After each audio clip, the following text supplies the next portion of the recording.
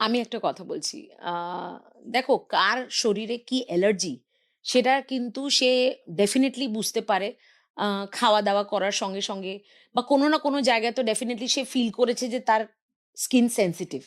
তার চুল সেনসিটিভ বা কিছু তো ডেফিনিটলি কোথাও না কোথাও ফিল করেছে। হয় খেতে গিয়ে হয়তো চিংড়ি মাছ খেতে গিয়ে তার অ্যালার্জি হয়েছে বা কোনো সময় হয়তো বেগুন খেয়ে তার অ্যালার্জি হয়েছে। সে ডেফিনিটলি একটা জায়গায় জানে যে আমি কিন্তু স্কিন সেনসিটিভ বা রোদে গিয়ে হয়তো রিয়ালাইজ করেছে আমার স্কিন লাল হয়ে যাচ্ছে। হুম, অনেক সময় হ্যাঁ, রোজেশিয়াতে হ্যাঁ, হয়। হ্যাঁ। অনেক সময় হয়তো এটাও দেখেছে যে আমি একটা সার্টেন তেল মাখছি, কিরকম যেন আমার চুলকোচ্ছে স্ক্যাল্পটা। বা আমার শ্যাম্পু একটা ব্যবহার করছি, কিরম যেন একটা আমার স্ক্যাল্প চুলটা বেশি পড়ে যাচ্ছে বা আমার চুলকোচ্ছে বা মুখে কিরকম একটা দানা বেরিয়ে আসছে। এই জায়গাতে সেখানে কিন্তু তার সতর্ক হয়ে যেতে হবে যে আমার স্কিন সেনসিটিভ, আমার অ্যালার্জি আছে।